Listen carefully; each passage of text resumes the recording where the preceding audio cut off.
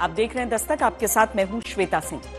Syria में विद्रोही गुटों ने कब्जा जमा लिया है। इसके बावजूद इजरायल, अमेरिका और तुर्की भी सीरिया के सैन्य ठिकानों और दूसरे इलाके पर हवाई हमले कर रहे हैं।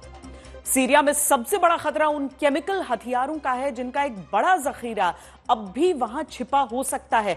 बशर अल असद पर इन हथियारों का इस्तेमाल विद्रोह को कुचलने के लिए करने के आरोप लगातार लगते रहे। कई बार इन ठिकानों की जांच हुई और हथियारों को नष्ट भी किया गया, लेकिन गुप्त ठिकानों पर पड़े इनके भंडार अगर आइसिस और अल कायदा के आतंकियों के हाथ लग गए तो तबाही मच सकती है। यही वजह है कि इजरायल, अमेरिका और तुर्की ने सीरिया में इन ठिकानों पर एयर स्ट्राइक की है। केमिकल हथियारों के अलावा असद की सेना के कई टैंक, तोप और मिसाइल भी हैं जो विद्रोहियों के कब्जे में है। बशर अल असद रूस भाग गए और उनकी सेना भी युद्ध का मोर्चा छोड़कर भाग निकली। अब आपको दिखाते हैं असद की सेना के कितने हथियार विद्रोहियों के हाथों में हैं।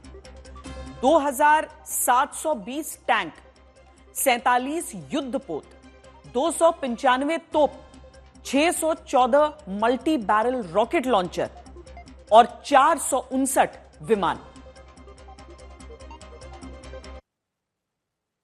बशर अल असद ने सीरिया पर 24 साल तक क्रूरता से शासन किया। इस दौरान विद्रोहियों पर हवाई हमले किए गए, टैंकों से गोले बरसाए गए, लेकिन सबसे खौफनाक हमले केमिकल हथियारों से किए गए। ऐसा कहा जा रहा है कि असद के जाने के बाद भी इनका जखीरा सीरिया के गुप्त ठिकानों में मौजूद है। इन्हें तबाह करने का दावा करते हुए इजरायल हवाई हमले कर रहा है और अब उसकी सेना दमिश्क से केवल 20 किलोमीटर की दूरी पर देखी गई है। ये तबाही सीरिया में मची है, जहां विद्रोहियों के कब्जे के बावजूद इजरायल ताबड़तोड़ हवाई हमले कर रहा है। 7 दिसंबर के बाद से लेकर अब तक इजरायल सीरिया में ऐसे 100 से ज्यादा एयर स्ट्राइक कर चुका है। ज्यादातर हमले सीरिया के सैन्य ठिकानों पर किए जा रहे हैं। सवाल यह है कि जब सीरिया में ईरान समर्थक असद की सरकार गिर चुकी है और विद्रोहियों की जीत को इजरायल ऐतिहासिक बता चुका है, तो फिर वो सीरिया पर ताबड़तोड़ हमले क्यों कर रहा है? तो बात सिर्फ इजरायल की नहीं है। इजरायल के अलावा अमेरिका और तुर्की भी इजरायल पर हवाई हमले कर रहे हैं। वो तुर्की जो सीरिया पर कब्जा जमाने वाले HTS का पहले ही दिन से समर्थन कर रहा था। आखिर ये तीनों देश सीरिया पर बमबारी क्यों कर रहे हैं? इसका जवाब है केमिकल हथियार। इजरायल ने जिस ठिकाने पर हमला किया वो सीरिया का सबसे बड़ा केमिकल हथियारों का डिपो माना जा रहा है। यहां 24 साल तक सीरिया पर सैन्य शासन करने वाले बशर अल असद ने केमिकल हथियारों का जखीरा जमा कर रखा था। इजरायल का दावा है कि उसने अपने हमले से उस जखीरे का खात्मा कर दिया है। इजरायल के इस दावे की न केवल अमेरिका ने पुष्टि की है, बल्कि उसने ये दावा भी किया है कि इजरायल की इस कोशिश में अमेरिका भी साथ है। जहां तक सीरिया पर कब्जा जमाने वाले हयात तहरीर अल शामी यानी HTS की बात है, तो उसके नेता अल जुलानी ने साफ कर दिया है कि केमिकल हथियारों में उसकी कोई दिलचस्पी नहीं, उनका इस्तेमाल करना दूर की बात है। लेकिन अमेरिका, इजरायल और तुर्की को डर है कि सिर्फ केमिकल हथियार ही नहीं, सीरियाई सेना के tank, fighter jet, rocket launcher और मिसाइल ISIS और अल कायदा जैसे गुटों के हाथ लग गए तो सबसे बड़ा खतरा इजरायल को होगा।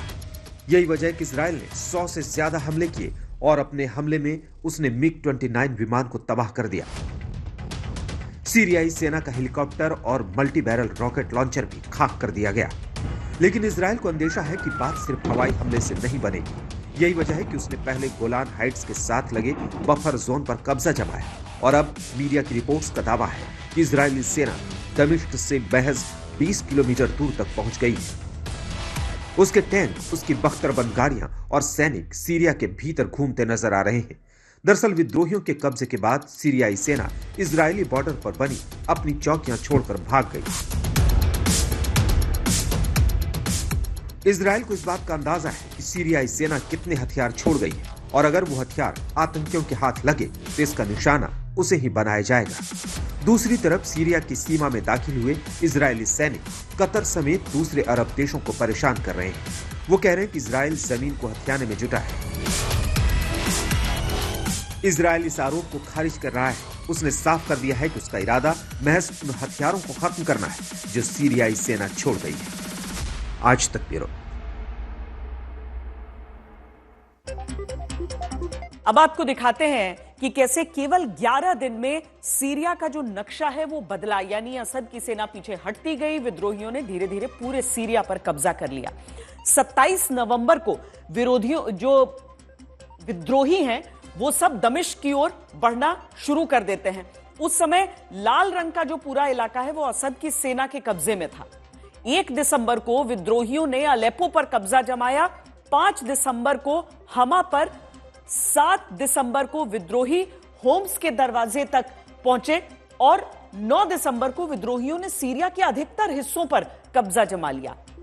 नीले रंग का जो इलाका है वो गोलान हाइट्स का है, जिस पर इजराइल का कब्जा है। भूरे रंग के इलाके पर तुर्की समर्थित एसडीएफ का कब्जा है और पीले रंग के इलाके में कुर्दों का कब्जा है, जिन्हें अमेरिका का समर्थन हासिल है। तो ये पूरा नक्शा किस तरीके से बदला वो आपने देखा। और बशर अल असद की सरकार पर अपने विरोधियों के खिलाफ केमिकल हथियारों का इस्तेमाल करने के आरोप लगे। दमिश्क के करीबी इलाकों से लेकर इदलिब में विद्रोही गुट के वर्चस्व वाले इलाकों को इनका निशाना बनाया गया। असद के तख्ता पलट के बाद विद्रोही उन जनरलों को निशाना बना रहे हैं जिन्होंने इन केमिकल हथियारों का इस्तेमाल किया था।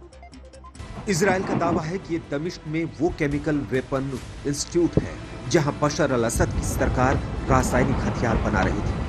उसने इसे तबाह कर यहां केमिकल हथियार बनाए जाने की आशंका को खत्म कर दिया। बशर अल असद की सरकार अपने खिलाफ आवाज उठाने वालों पर रासायनिक हथियारों के इस्तेमाल के लिए बदनाम थी। 2011 में सीरिया में गृह छिड़ने के बाद असद की सरकार पर ऐसे कई हमले करने का आरोप है। साल 2013 में सीरिया के घौटा में ऐसा ही हमला हुआ था। 21 अगस्त 2013 को दमिश्क के पास घौटा क्षेत्र में सरीन गैस का इस्तेमाल हुआ।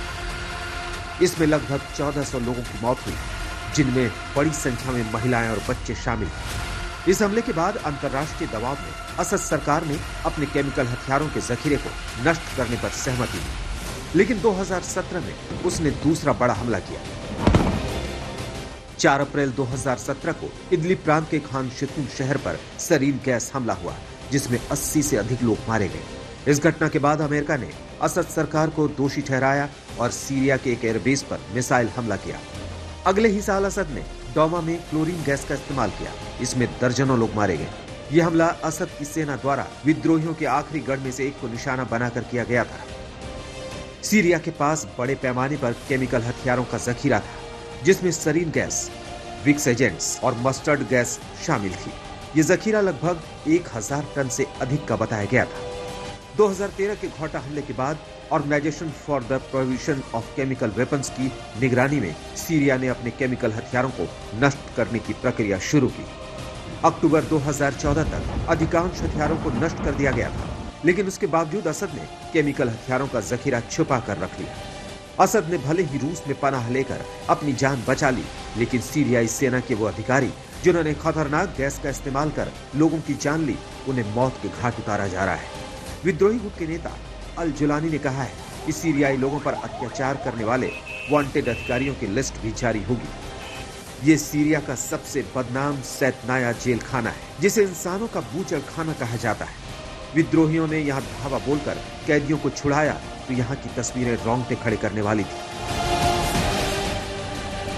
जमीन के अंदर बनी जेल के सेल में कई लोग बंद हैं। इलेक्ट्रॉनिक दरवाजों को बिना कोड खोलना मुश्किल है, लिहाजा दीवारों को तोड़ा जा रहा है।